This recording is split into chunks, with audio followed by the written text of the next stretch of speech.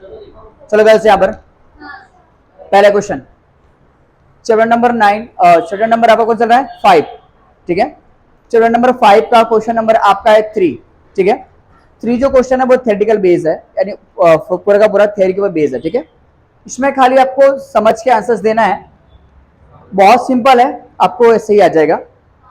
दो बिंदु, सुनो ध्यान से, दो बिंदु ए और बी दिए रहने पर एक तीसरा बिंदु सी ऐसा विद्यमान है, विद्यमान का मतलब उपस्थित है, जो ए और बी के बीच में स्थित होता है, ये हमें प्रूव करना है। तो मेरी बात ध्यान सुनना। मान लो यहां पर कि ये हमारी एक रेखा है, ठीक है।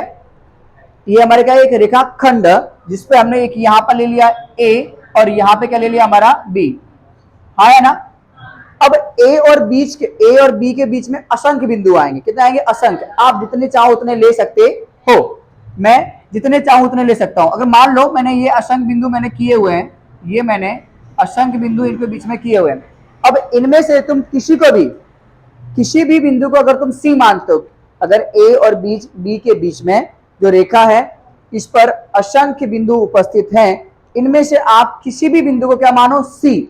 मान लो कि मैंने इसको सी मान लिया, है ना। तो जो सी है वो किसके बीच में होगा? ए और बी के, और ए और बी के बीच में तो क्या कहलाएगा? मध्य बिंदु, है ना। तो मैं इसको सी मानो, इसको मानो, इसको मानो, किसी को भी मानो, लेकिन ये हमेशा ए और बी के बीच में ही आएगा, और ए और बी के बीच में आएगा, इसलिए सी हमेशा क्या कहलाएगा? मध्य बिंदु। तो वही लिखा हुआ है, माना ए बी एक रेखाखंड है, ये क्या होगा आपका? रेखाखंड।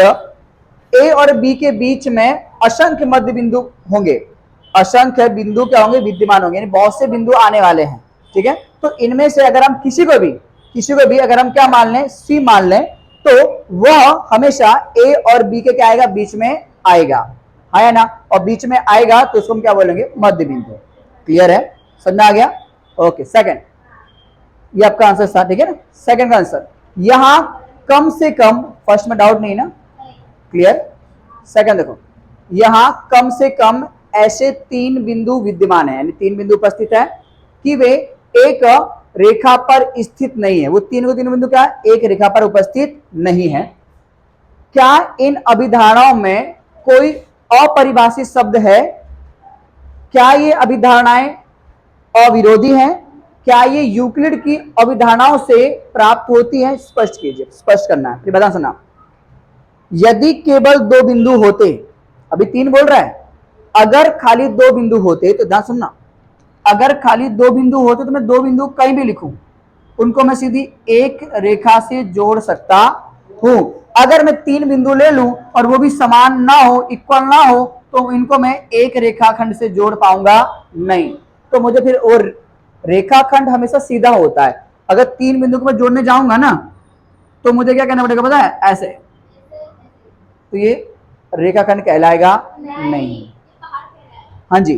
तो यदि केवल 2 बिंदु होते तो उन्हें हमेशा एक रेखा से जोड़ा जा सकता है, लेकिन अगर 3 बिंदु है और वो भी अस्त व्यस्त है, तो उन्हें एक रेखा से कभी भी जोड़ा जा सकता नहीं है।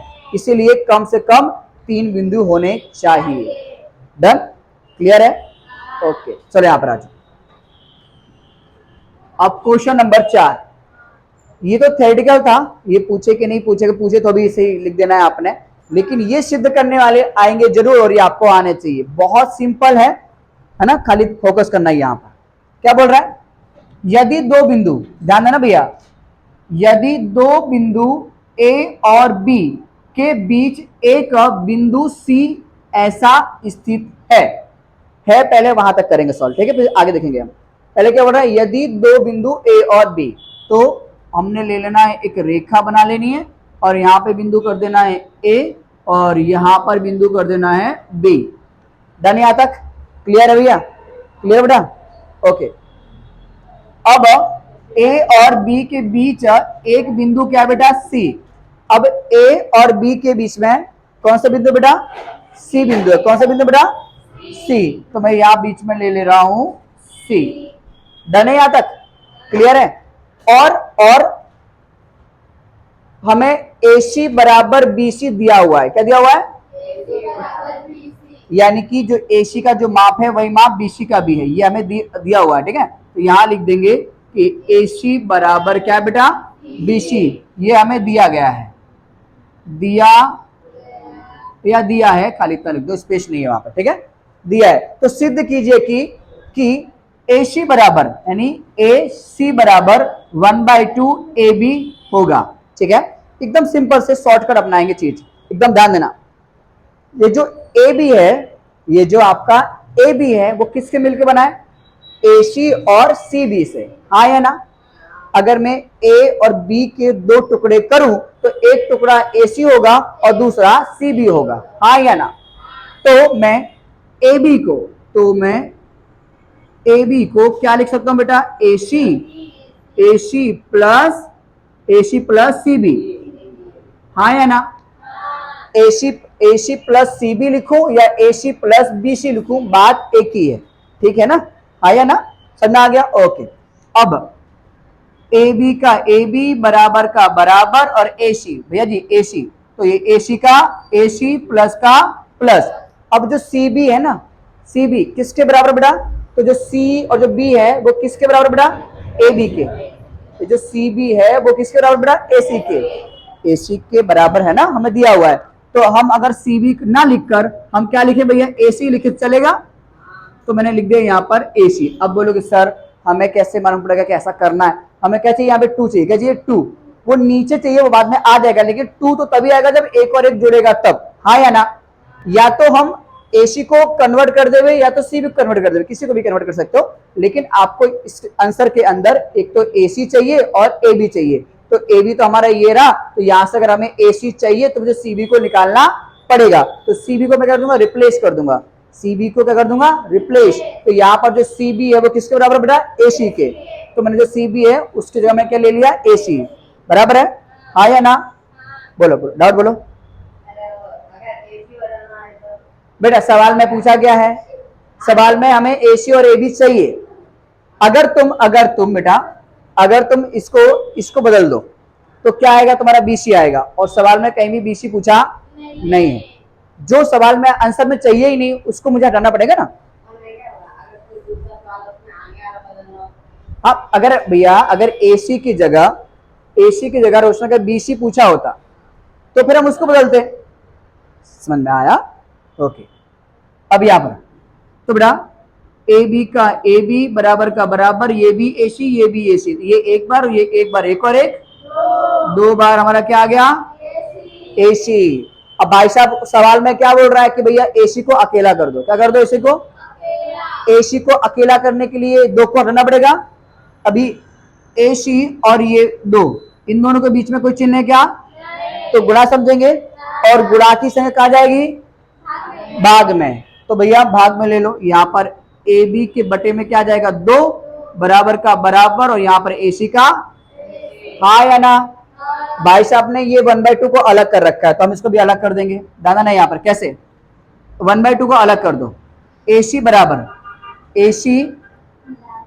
बराबर, ये 2 को थोड़ा आगे ले लो बेटा, तो यहाँ पे कुछ भी नहीं तो 1 तो मान सकता है ना, यहाँ पर 1, क्योंकि 1 का गुणा AB से करेंगे तो AB एकम AB ही रहने वाला है। तो यहां आप लिख दोगे 1/2, 2 तो बटे में है ही ना, फिर AB का AB, ये आपका आ गया आंसर। बोलोगे डाउट हो तो, AC equal to 1/2 equal to AB, doubt है, समझ में आया बेटा, बेटा दोनों को पल्ले बढ़ गया, इधर से इधर, कुछ भी ना आया समझ में तो बोलो सॉरी, पर आ रहा कि नहीं आ रहा, ओके गुड, सिंपल था कि नहीं सिंपल था, डन ना। चलो यहां पर अब बेटा जी यहां पर प्रश्न 4 में यानी कि इसी प्रश्न के अंदर प्रश्न 4 में C रेखाखंड AB का एक मध्य बिंदु कहलाता है। हमने अभी सिद्ध किया कि जो C है वो AB का क्या है, मध्य बिंदु है। सिद्ध कीजिए कि एक रेखाखंड का एक और केवल एक ही मध्य बिंदु होता है, एक और केवल एक ही मध्य बिंदु हो सकता है, उसके 2 मध्य बिंदु हो सकते नहीं हैं। लेकिन एक कंडीशन ऐसी भी आती जहां पर उसके 2 मध्य बिंदु हो सकते हैं, मैं बताता हूं कैसे। देखो हमने अभी क्या सिद्ध किया है ऊपर, हमने सिद्ध किया है कि, लिखेंगे, हमने सिद्ध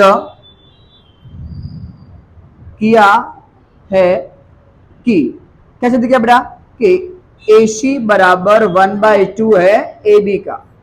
किसका बेटा जी, AB का।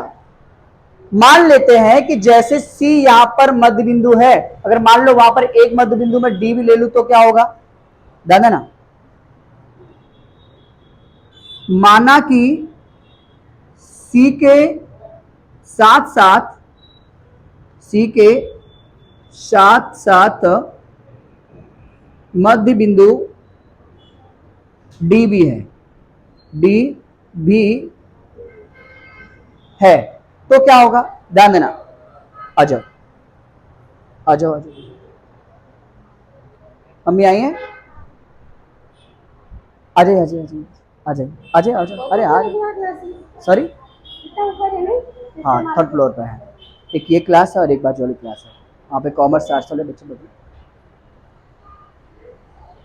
ये हाँ मोस्ट ऑफ सहयोग की ही है। अब आशीष बाबू ना क्या हो गया, अच्छा बैठो, ऐसा तो बैठो, मैं पढ़ा लूँ, लेक्चर ले लो, फिर आपसे बात करते हैं। बट यहाँ पर गर्ल्स बैठो, डियर, अगर AC डन, अगर हमने क्या माना कि C के साथ साथ मध्य बिंदु D भी हो तो क्या होगा, तो जहां पर C है वहां पे क्या जाएगा, D आ जाएगा, क्या जाएगा वहां पे, D आ जाएगा, तो क्या हो जाएगा, ध्यान देना, तो हो जाएगा AC, जहां पे C है वहां पे ले लेंगे D, AD बराबर 1/2 AB, है ना। अब AD बराबर 1/2 AB और AC इक्वल टू क्या, 1/2 इक्वल टू AB, है ना। अगर आप ध्यान से देखो तो इसका ये वाला यानी कि दायां हिस्सा दाएं हिस्से से बराबर हो गया कि नहीं हो गया, AC इक्वल टू 1/2 AB और AD इक्वल टू 1/2 AB, हाँ या ना। जब किसी का एक पक्ष समान हो जाए तो दूसरा पक्ष अपने आप क्या होता है, समान, क्योंकि अगर ये इसके इक्वल है तो ये भी इसके इक्वल होगा, हाँ या ना। तो लिखोगे कि एक पक्ष समान होने से AC बराबर क्या होगा बेटा जी, AD होगा। क्या होगा, AC बराबर क्या होगा, AD। इसका मतलब ये हुआ कि जितनी दूरी पर AC है उतनी ही दूरी पर क्या है, AD भी है, AD भी है, यानी कि एक रेखा के दो मध्य बिंदु हो सकते हैं। लेकिन ये तभी मुमकिन है जब समीकरण के जो बिंदु है वो क्या हो, संपाती हो, क्या हो, संपाती हो। तो आपको लिखना है यह तभी संभव है जब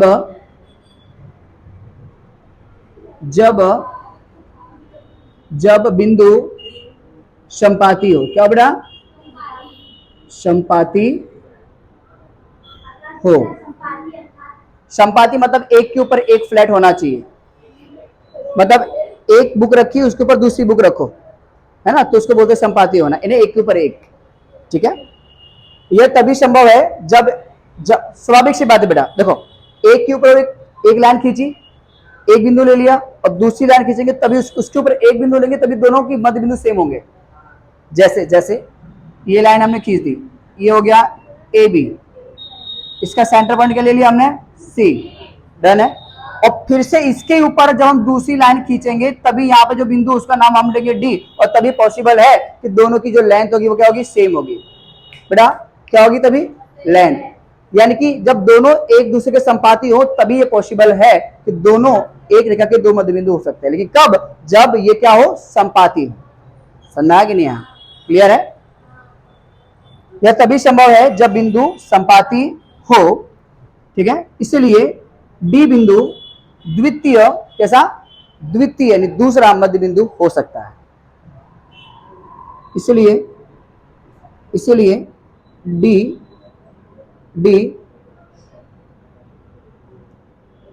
द्वितीय मध्य बिंदु हो सकता, क्लियर है यहां तक, बस डन ना, लिख दो चलो।